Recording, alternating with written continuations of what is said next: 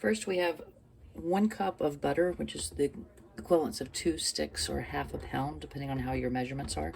And we're going to start out by creaming this.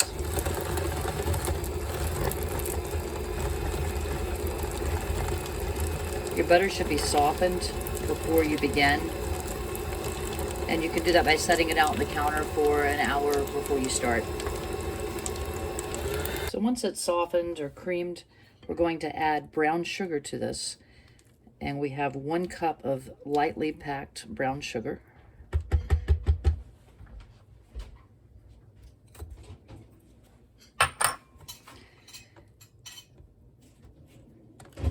And again, we're going to cream this together with the butter to make it smooth again.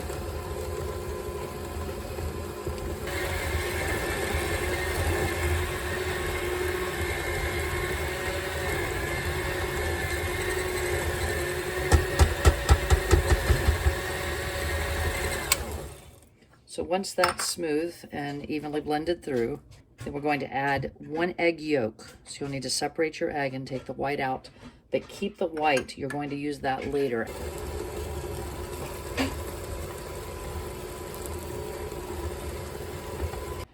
And then the last ingredient that we're going to add for now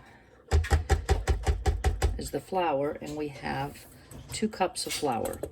I'm going to put about 1 cup of it in at first and mix that in, and then I'll add the other cup.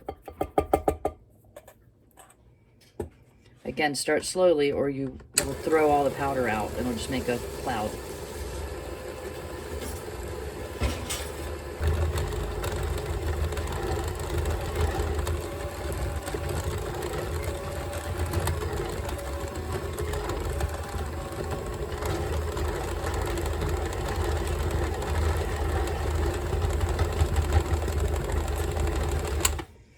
Okay, so once it has come to a roughly creamed state, you're past what looks like crumbs, then it should all start coming together into a dough. You'll see that it collects on the beaters, and that's fine because whenever you unplug it, you'll be able to scrape that off. So just go until it's completely uniform. If you're stirring by hand, you're going to keep working with it and mashing it with your spoon. I'd suggest using a nice strong wooden spoon so you don't bend your spoon. But mashing it and stirring it and mashing it and stirring it until it's all incorporated into a ball of dough. And that's the state that we want it to be at. So we're there now. So I'm going to stop now. I'm going to put this into a container, cover it, and put it in the refrigerator until I'm ready to bake them later. And then I'll come back and show you how to put them all together. After the dough is firm enough, then I rolled them all into balls, and I used a cookie scoop and then pinched off part of it like I've done in other videos for the peanut butter balls and for the Mexican wedding cake. And I'll link those above so that you can see how to make those and find the section where I made the cookie balls. But I'll also link the cookie scoop itself in the description below in case you wanted to find one of those. So roll them into the balls, and I've done that for the entire batch that I had. So I've put them inside a container already. Then in this bowl, I have 1 egg white, and I've separated the egg from the egg and the white. If you've never done that before, I have a very short video showing you a couple of options of how to do that, and I'll link that here at the top. Then in the other bowl, I have chopped pecans, and they're pretty finely chopped. I don't know if you can see on there. I have a small little chopper that I used. If you don't have that, you can use a knife and cut them on a cutting board, but it will take a little bit longer to do. But if you have either a hand chopper or an electric chopper, you can use that. And again, I'll link those 2 options in the description below in case you're looking for something like that. So the first thing we're going to do is we're going to roll the cookie ball in egg white just to get it coated. And this is what's going to help the nuts stick to it. Then we're going to roll it in the crushed nuts.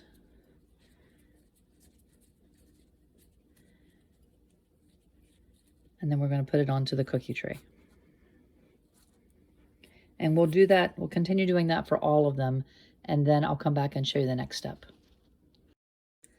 Once you've finished rolling all of the dough balls in the egg white and the nuts, then before you bake it, first of all, you want to preheat your oven to 300 degrees. And then we're going to take a wooden spoon, and I just have a small wooden spoon here. You could use any wooden spoon. What you're looking at is the size of the handle. You want it to be a smaller one, about half diameter or less of the diameter of your cookie.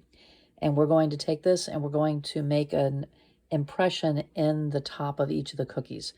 And it doesn't have to be deep. I'm going to push it probably about halfway down. And then we're going to bake them for about 5 minutes before we do the next step.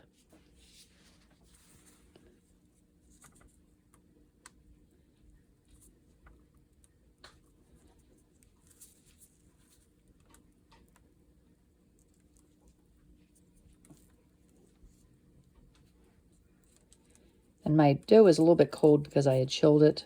So if it starts to crack like a few of mine have done so far, just push it back together so that it still has the shape. And I'm going to do this for all of them. So we're going to bake these for 5 minutes at 300. And they will not be cooked yet, but we're going to put the jam into the thumbprints at that point. So the cookies have been in the oven for 5 minutes now. So we're going to pull them out and take the next step. So the impression is still a good size hole, but just check it, make sure that they're good. That cookie's cracked a little bit, but you just want to go through each of the holes and make sure that they're still open. And we're going to add jam to each of those holes now. We're using currant jelly, not jam jelly actually. Currant jelly may be hard to find, so look around. I know I've seen it in different stores. Check their store brand, check their specialty area during the holidays. If you can't find currant, then I would think maybe grape would be your next choice. And then we're just going to put a little dollop of jelly inside each one.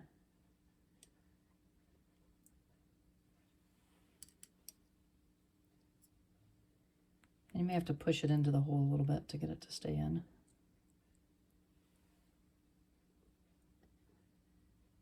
We're going to go through and finish that for this tray, and then we'll put them back in the oven for 15 minutes to finish baking. Now notice, these are iced teaspoons, so the longer handle, but they have a smaller back to them, so I'm using the back because that's my smallest little piece. If you have a little baby spoon or a small sugar or jam spoon, that would work well. Just something small enough to get in there. And if you need to, you could use the tip of the teaspoon. I just felt like the handle of it would work better today. Another option for filling the jelly inside the holes is to use a pastry bag. Put the jelly in and just clip the tip off, and then you can use that to fill the hole. And this actually works much better than trying to do the teaspoon, but the traditional method is to use the teaspoon that I was showing.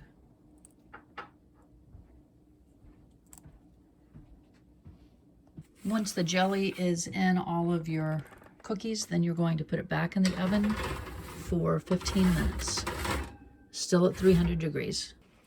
I ended up checking the cookies after the 15 minutes, and they seemed like they weren't quite going to be ready yet. So I've put them back in for another 10 minutes.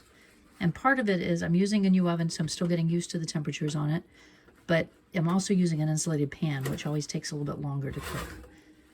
So these look like they're ready, and I'm going to let them cool on the pan so that the bottoms will firm up even more.